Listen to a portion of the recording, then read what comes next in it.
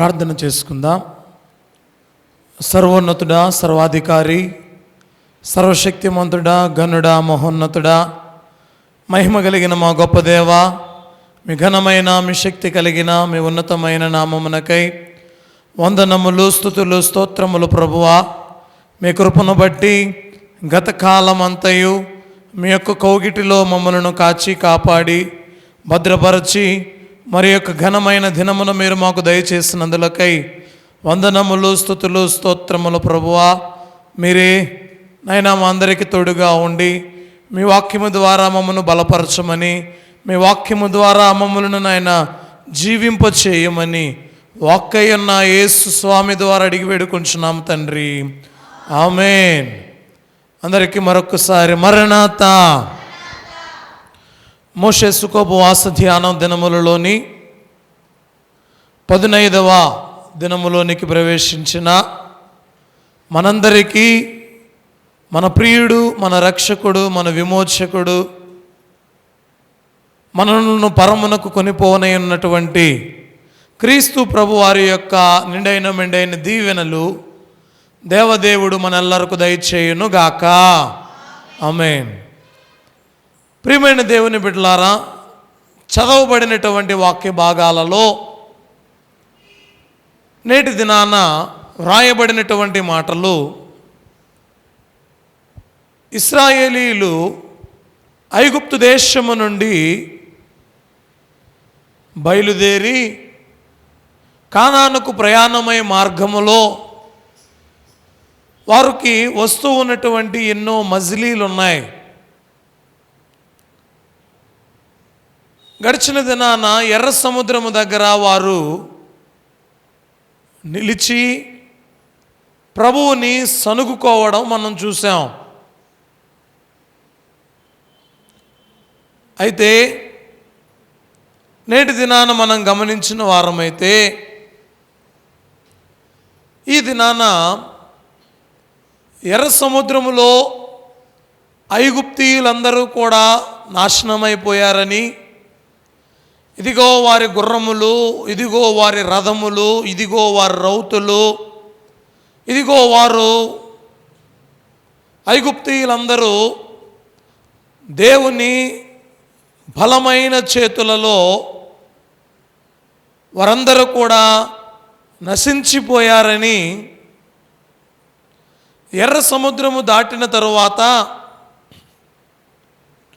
ఎర్ర సముద్రము వీరందరూ కూడా దాటిన తరువాత జరిగినటువంటి సందేశమే ఈ యొక్క 15వ అధ్యాయం.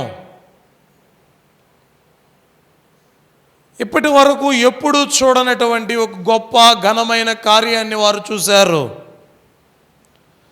సముద్రాన్ని ఎన్నో మార్లు చూశారు, కానీ సముద్రము 2 పాయలుగా చీలడం వారు ఇప్పటి వరకు ఎన్నడూ చూడలేదు. దేవుని యొక్క మహా అద్భుతమైనటువంటి ఘనమైన కార్యములను వారు తెలుసుకుని వారై ఉంటూ ఉన్నారు. దేవుడు చేసినటువంటి ఉపకారమును, దేవుడు చేసినటువంటి అద్భుతమును, దేవుడు చేసినటువంటి ఘనమైన కార్యమును వారు మరువక ఆ అధ్యాయములో మనం గమనిస్తే, అప్పుడు మోషేయు ఇశ్రాయేలీయులను యెహోవాను గూర్చి ఈ కీర్తన పాడిరి. అమ్మ, ఏం చేస్తూ ఉన్నారట వీరు? ఇప్పుడు దేవునిని స్తుతిస్తూ ఉన్నారు. దేవునిని కీర్తనలతో స్తుతిస్తూ ఉన్నారు. ప్రియ దేవుని బిడ్డలారా, దేవుడు చేసినటువంటి ఘనమైన కార్యమును తలంచుకుంటూ, గొప్ప కార్యాన్ని తలంచుకుంటూ వారు చేసినటువంటి పనిని నేటి దినాన ఈ వాక్య భాగాలలో మనం చూడగలం. అయితే ఈ అధ్యాయములో ఇప్పుడే వారు స్తుతిస్తూ ఉన్నారు, దేవునిని ఆరాధించారు, దేవుడు చేసినటువంటి గొప్ప కార్యాన్ని వారు చూశారు.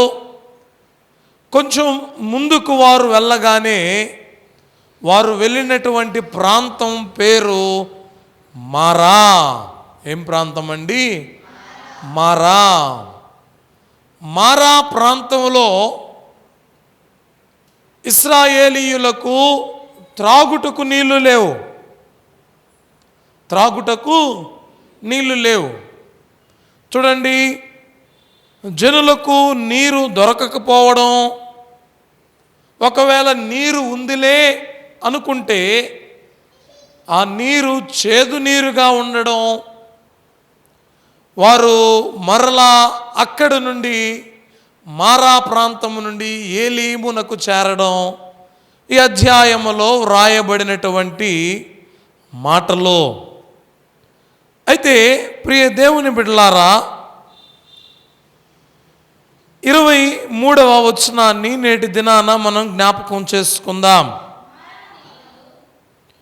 మారా నీళ్లు చేదైనవి గనుక వారు ఆ నీళ్లు త్రాగలేకపోయిరి, అందువలన దానికి మారా అను పేరు కలిగెను. ఆ కింద వచనములో అంటారండి, ప్రజలు మేమేమి త్రాగుదామని మోషే మీద సనుగు కొనగా. చూడండి, ఇది జరుగుతూ ఉన్న విషయం. ప్రియమైన దేవుని బిడ్డలారా, జాగ్రత్తగా ఆలకించండి ఈ మాటలు. ఎర్ర సముద్రము దాటి కొన్ని గంటలు కూడా కాలేదేమో, ఎర్ర సముద్రము దాటి కొంచెం ముందుకు వారు రాగానే మారా ప్రాంతంలో వారు నిలిచారు.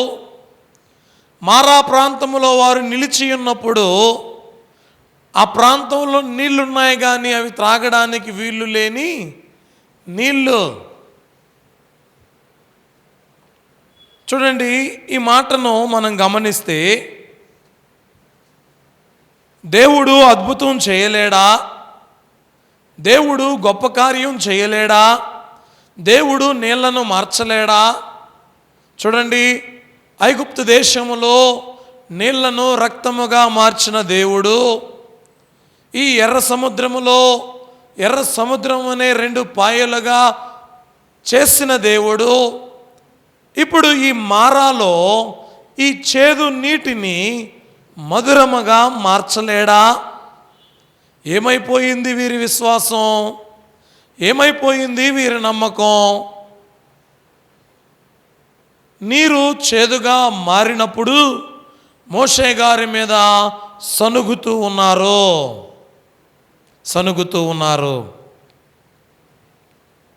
దేవుడు తోడుగా ఉన్నాడు.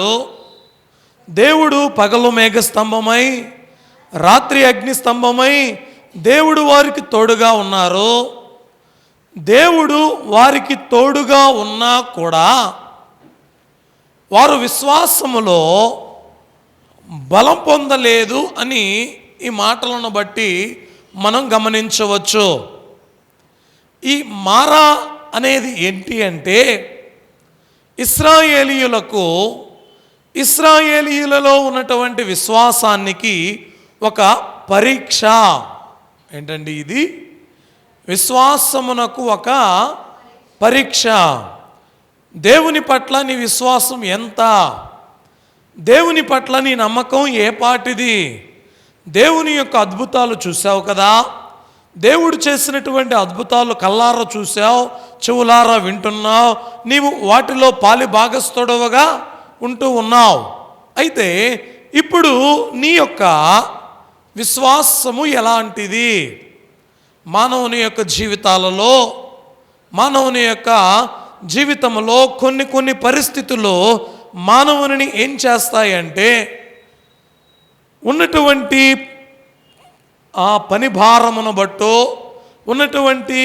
జరుగుతూ ఉన్నటువంటి పనులను బట్టో, జరుగుతూ ఉన్న కార్యాలను బట్టో విశ్వాసం అనేది, నమ్మకం అనేది కోల్పోయే వారంగా ఉంటాం.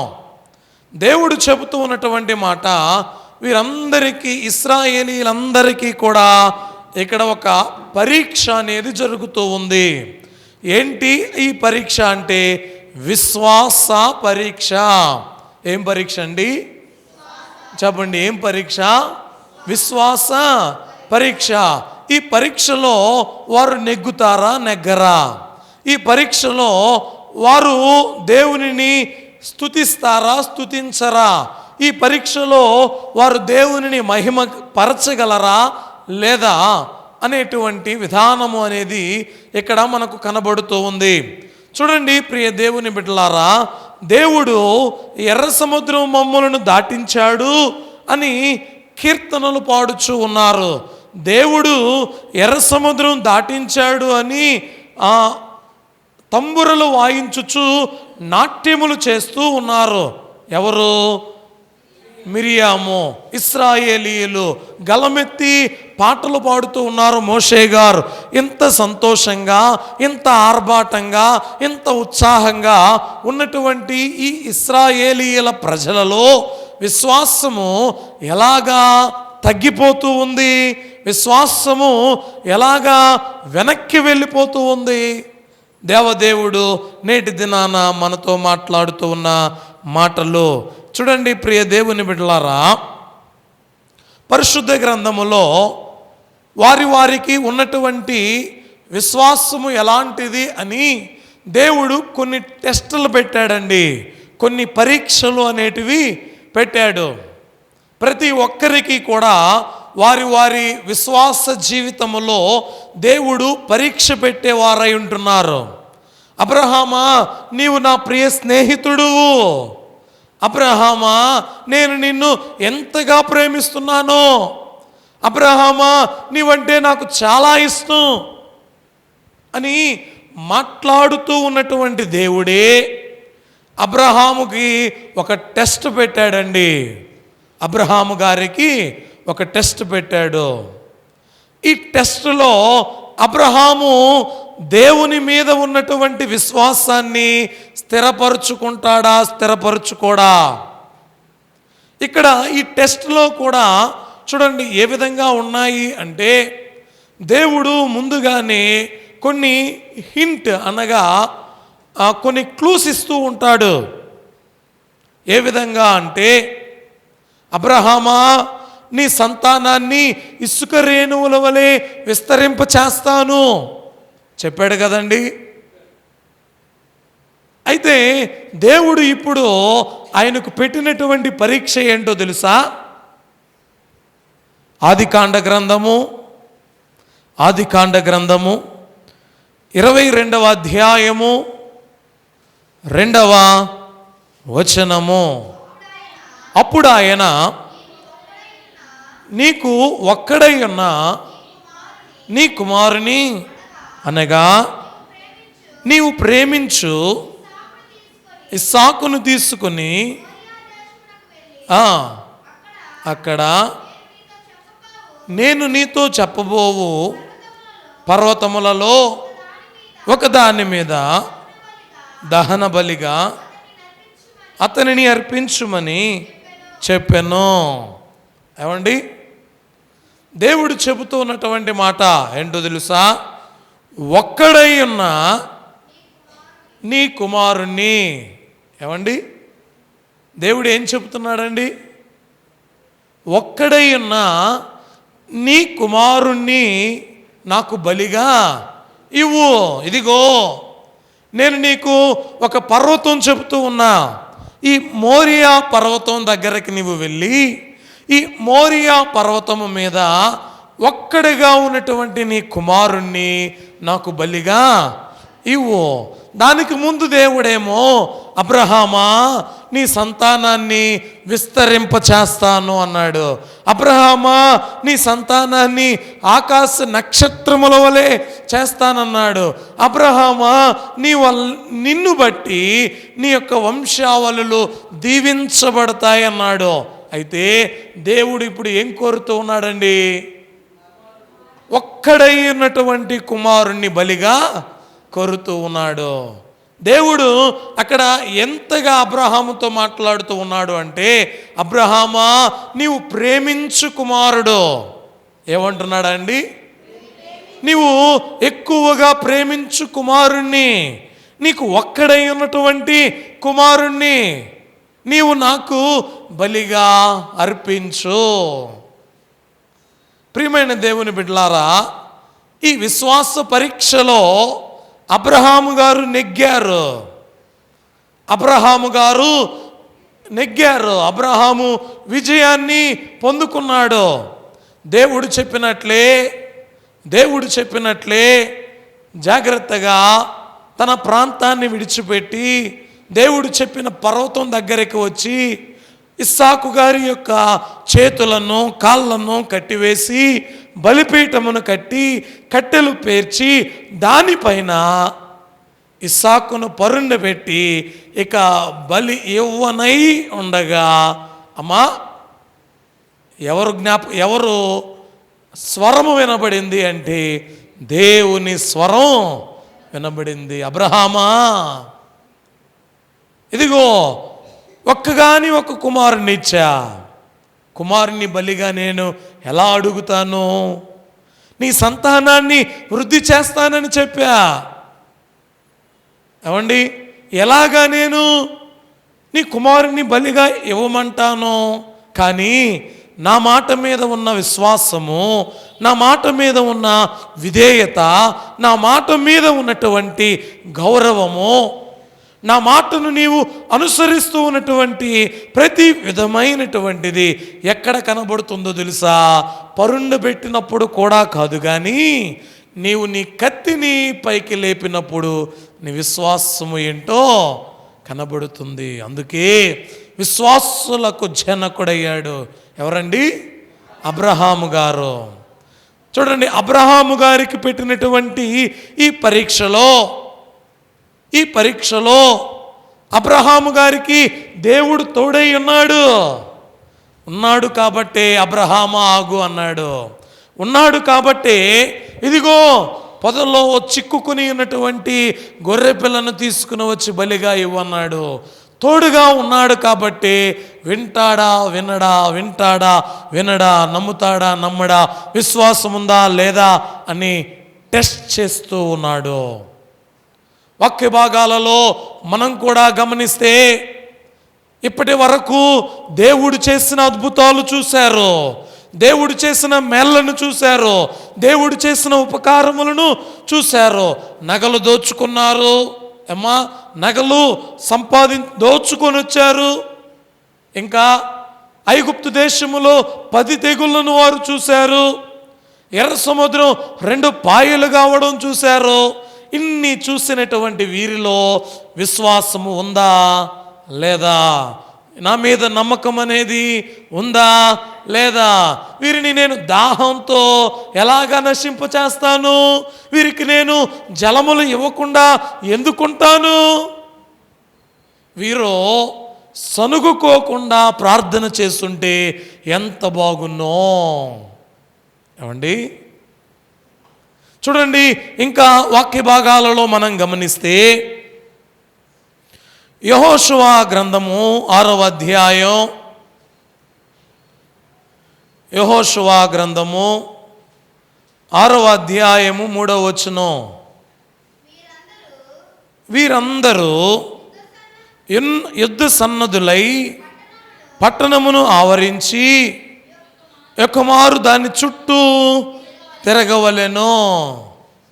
ఏమండి, దేవుడు చెబుతూ ఉన్నటువంటి మాట, నేను ఇశ్రాయేలీయులకు ఒక టెస్ట్ పెడుతూ ఉన్నా. ఏంటో తెలుసా ఈ టెస్ట్? యెరికో దేశాన్ని స్వాధీనపరుచుకోవాలంటే ఆ దేశంలోనికి వెళ్ళి యుద్ధం చేయాలి. ఆ దేశంలోనికి వెళ్ళి వారి బలమేంటో, వారి బలహీనత ఏంటో తెలుసుకోవాలి. ఆ దేశంలోనికి వెళ్ళి వారి సైన్యం ఎంతో తెలుసుకోవాలి. కానీ దేవుడు యెహోషువతో ఒక మాట చెబుతూ ఉన్నాడు. యెహోషువా, మీరందరూ యుద్ధ సన్నద్ధులై ఆ పట్టణమును ఆవరించి ఒక్క మారు దాని చుట్టూ తిరగవలెను. అలాగు 6 దినములు చేయుచు రావలెను. ఏమా, దేవుడు ఏం చెబుతున్నాడండి ఇప్పుడు? అయ్యా, ఎరికో చుట్టూ ఈరోజంతా ఒకసారి తిరగండి, రేపంతా ఒకసారి తిరగండి. ఈ విధంగా 6 రోజులో ఎలా తిరగాలటండి? యుద్ధ సన్నద్ధులై. అంటే యుద్ధం చేసేటువంటి సైనికుడు ఎలా ఉంటాడో అలాగా ఈ ఎరికో చుట్టూ తిరగాలి, కానీ ఎవరిని చంపడానికి వీల్లేదు. చూడండి, ఆ తర్వాత దేవుడు అంటున్నాడు, అలాగూ 6 దినములు చేయుచు రావలెను.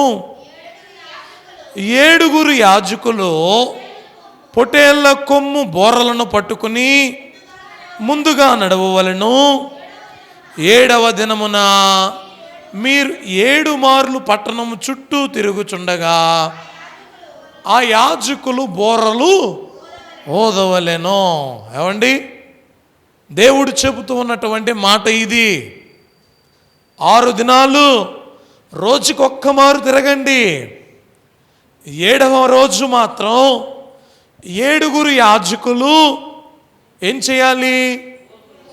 బోరలు ఊదుచు 7 మార్లు పట్టణము చుట్టూ తిరుగుచు ఆ యాజకులు బోరలు ఊదుచుండగా మానక కొమ్ములతో వారు ధ్వని చేయుచుండగా మీరు బోరధ్వనులు వినినప్పుడు జనులందరూ ఆర్భాటముగా కేకలు వేయవలను. అప్పుడు ఆ పట్టణ ప్రాకారము కూలును గనుక జనులు తమ ఎదుటికి చక్కగా ఎక్కుదురు అనేను. ఏమండి, దేవుడు చెబుతూ ఉన్నటువంటి మాటలో ఇది అతి దేవుడు సెలవిస్తూ ఉన్న మాట. అయ్యా, ఎలా చేయి నువ్వు? అమ్మా, ఎలాగ చేయమంటున్నాడండి? 7 రోజుల్లో నేను ఈ పట్టణాన్ని మీకు ఇస్తున్నాను. ఎన్ని రోజుల్లో? 7 రోజుల్లో ఈ పట్టణాన్ని నేను మీకు ఇస్తూ ఉన్నా.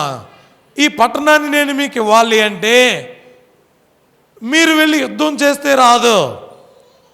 మీరు వెళ్ళి వారి యొక్క బలమేంటో, బలహీనత ఏంటో, వారి సైన్యం ఏంటో మీరు తెలుసుకుంటే మీకు రాదు. ఎలాగా వస్తుందో తెలుసా? నేను చెప్పే మాట వింటే మీకు యుద్ధంలో జయం వస్తుంది. ఏం చెయ్యాలి ప్రభువా అంటే దేవుడే చెబుతున్నాడు, 6 దినాలు రోజుకొక మారు చుట్టూ తిరగండి.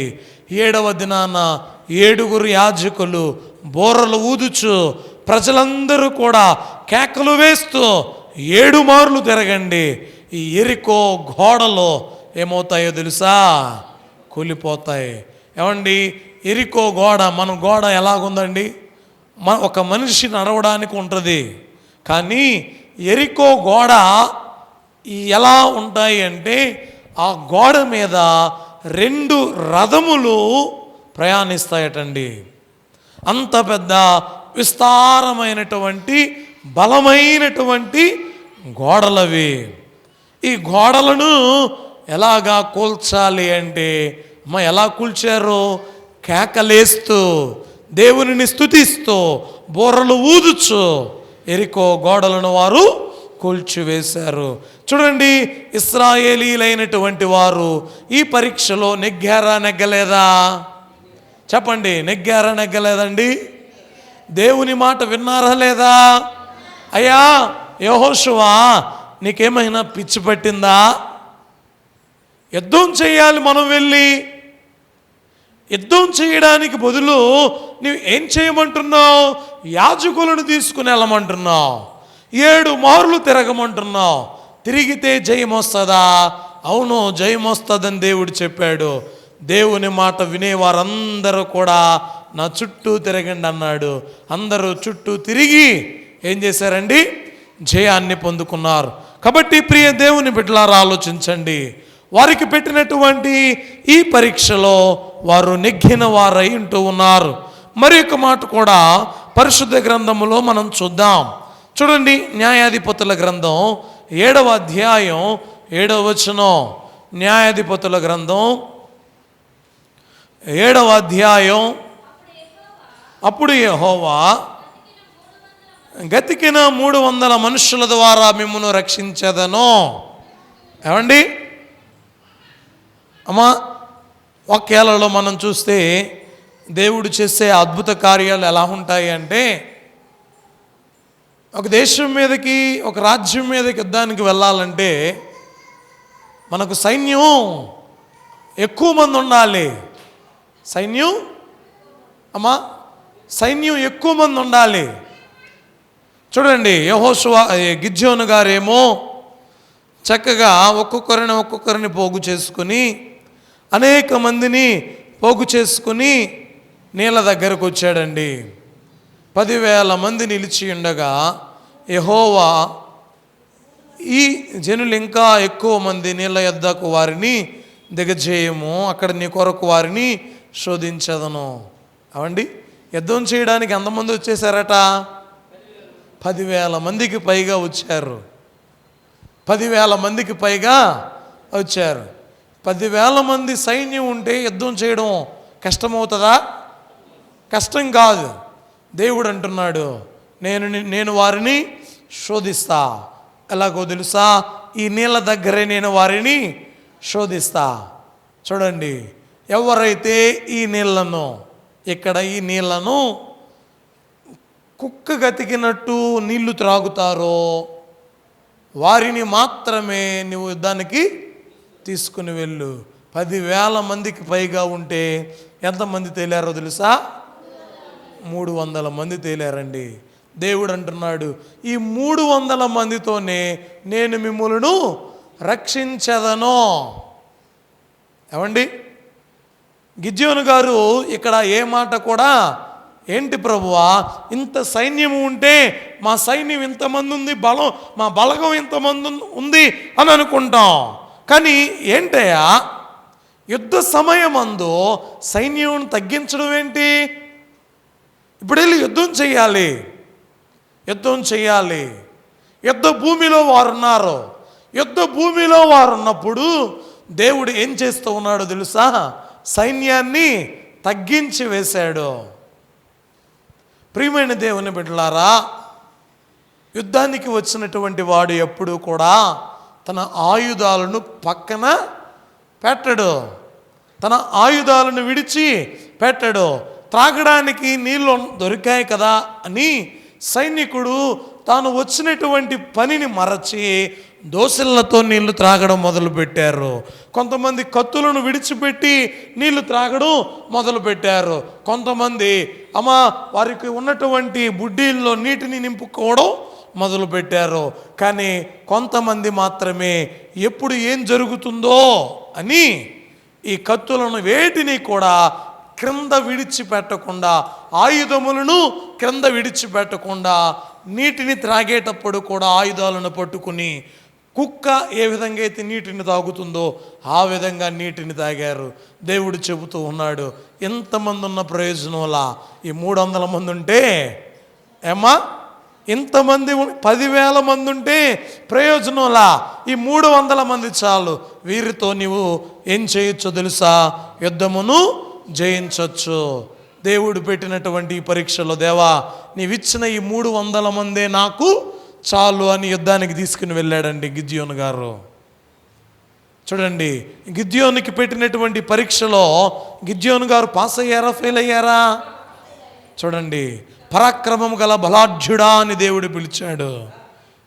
అన్ని విధాలుగా, అన్ని రకాలుగా దేవుడు పిలిచి, దేవాతి దేవుడు మాట్లాడుతూ ఉంటే దేవాతి దేవుడు చేస్తూ ఉన్న కార్యాలను మనం ఇక్కడ చూడగలుగుతూ ఉన్నాం. చూడండి ప్రియ దేవుని బిడ్డలారా, ఇంకా మనం గమనిస్తే రాజుల మొదటి గ్రంథము 17వ అధ్యాయం 9వ వచనం. రాజుల మొదటి గ్రంథం 17వ అధ్యాయం 9వ వచనం. పోషించుటకు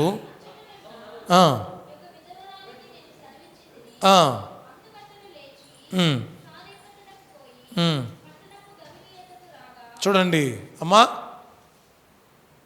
ఏలియా గారు ఇక్కడ జరిగినటువంటిది ఏంటి అంటే, ఇక్కడ ఎవరికి టెస్ట్? పేద విధవరాలి మీద ఆధారపడుట. ఎవరి మీద ఆధారపడుతూ ఉన్నాడండి ఆయన? పేద విధవరాలి మీద ఆధారపడుతూ ఉన్నారు. ఎవరు? ఏలియా గారు. కరువు ప్రాంతంలో ఉన్నటువంటి ఊరికి వెళ్ళమంటున్నాడు. కరువు ప్రాంతంలో, అది కూడా ఉన్నతమైనటువంటి వారి కుటుంబానికి అంటే కాదండి. ఎక్కడికి వెళ్ళమంటున్నాడు?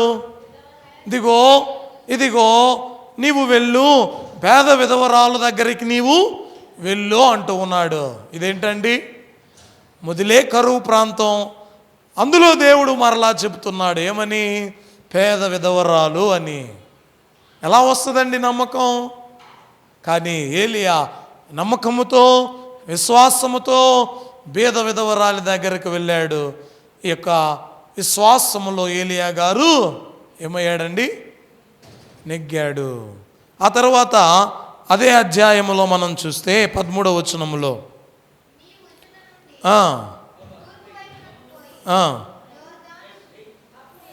అప్పుడు ఏలియా భయపడవద్దు, పోయి నేను చెప్పినట్లు చేయి. అయితే చూడండి అమ్మా, ఇక్కడ ఏం జరుగుతూ ఉంది? మరలా ఏలియా గారు వచ్చారు. ఏలియా గారు దేవుని మాట మీద నమ్మకముతో, విశ్వాసముతో బీద విధవరాలి దగ్గరకు నీవు వెళ్ళు, నేను నిన్ను పోషిస్తాను అని చెప్పినప్పుడు ఆమె దగ్గరకు ఏలియా గారు వచ్చారు. అయితే వచ్చిన తర్వాత వీరి స్థితి చూస్తూ ఉన్నాడు. కొడుకు, తల్లి ఇద్దరు కలిసి కట్టెలేరుకుంటూ ఉన్నారు. కట్టెలేరుకుంటూ ఉన్నటువంటి విధవరాల దగ్గరకు వచ్చి ఆయన అంటున్నాడు, నీవు వెళ్ళి నా కొరకు ఒక అప్పం చేసుకుని రా, నాకొక అప్పమును మొదట చేసుకుని రా. అదేంటయ్యా? మేము తినుటకు ఈరోజు తింటే రేపటి వరకు ఉంటుంది, మరలా తరువాత రోజు నుంచి కరువే, ఆహారం ఏమీ లేదు. కానీ ఏలియా చెప్తున్నాడు భయపడొద్దు. చూడండి, భయపడొద్దు అని ఏలియా గారి మాట మీద విశ్వాసం ఉంచి వెళ్ళి మొదట తన బిడ్డకు పెట్టలేదు, తాను తినలేదు. ఎవరికి తీసుకొచ్చిందండి? ఏలియా గారికి తీసుకొచ్చింది. దేవుని ప్రవక్త మీద ఉన్నటువంటి విశ్వాసము ఆమెనేం చేసిందో తెలుసా? ఆ కరువు ప్రాంతములో, కరువు సమయములో బుడ్డీలో నూనె అయిపోలేదు, తొట్టిలో పిండి అయిపోలా. చూడండి విశ్వాసం. ఈ పరీక్షలు అన్నీ కూడా ఏలియా గారు పాస్ అయిపోయారు, ఇక బేద విధవరాలి గారు కూడా పాస్ అయ్యారు. ప్రియ దేవుని బిడ్డలారా, ఈ విధముగా ఒకరు కాదు, ఇద్దరు కాదు, అనేక మంది దేవుని యొక్క మాటలను అంగీకరించి, దేవుని మాటల మీద విశ్వాసం ఉంచి, దేవాతి దేవుడు పోషించగలిగినటువంటి వాడు ఆయనే, నడిపించే దేవుడు ఆయనే, కావలసినటువంటి వాటినన్నిటిని కూడా ఇవ్వగలిగినటువంటి దేవుడు ఆయనే. కాబట్టి ఆయనకు అసాధ్యమైనది ఏదీ లేదు. ఆయన మాట ప్రకారముగా, ఆజ్ఞానుసారముగా నేను జీవిస్తే చాలు అనుకుని ముందుకు సాగిపోయేవారుగా ఉంటే దేవదేవుడు వారిని దీవించేవారుగా ఉంటారు. చూడండి, మారా ప్రాంతములో దేవుడు వారి విశ్వాసానికి పరీక్ష పెట్టాడు, కానీ వారి విశ్వాసములో ఫెయిల్ అయిపోయారు. కానీ చేదు అనుభవాలు మన జీవితాలలో ఎదురైనప్పుడు విశ్వాసాన్ని పోగొట్టుకునే వారంగా ఉండకూడదు, దేవుని మీద నమ్మకాన్ని పోగొట్టుకునే వారంగా ఉండకూడదు, దేవుని మీద ఈ యొక్క ఆనుకుని జీవించడం అనేది పోగొట్టుకుని ఉండే వారముగా ఉండకూడదు. ఇది చేదు నాకు ఎదురైందంటే దీని తరువాత దేవుడు నాకు మధురమైన జీవజలమును ఇస్తాడు అనేటువంటి సంతోషముతో, దేవుని మీద విశ్వాసముతో జీవించగలుగు భాగ్యము దేవదేవుడు మనందరికీ దయచేయునుగాక. ఆమేన్. ప్రార్థన చేసుకుందాం. సర్వాధికారివైన మా తండ్రి, మీ ఘనమైన నామమును కొందనాలు. మీ వాక్యము ద్వారా మీరు మాతో మాట్లాడారు ప్రభువా. నాయన, మారా జలములను మధురముగా మార్చిన దేవుడు, మా జీవితంలో ఎన్నో చేదు అనుభవాలు ప్రభువా, చేదు అనుభవాల గుండా మేము వెళుచు ఉన్నప్పుడు నిన్ను విడిచే వారముగా, నిన్ను మరచే వారముగా, విశ్వాసములో బలహీనులముగా కాక ప్రభువా నీ మీద మాత్రమే అనుకుని జీవించు భాగ్యము దయచేయమని యేసు పరిశుద్ధ పావన నామమున అడిగి వేడుకుంటున్న మా పరమ తండ్రి, ఆమేన్. అందరికీ మరణాత మరణాత మరణాత. దేవదేవుడే మనందరిని దీవించును గాక.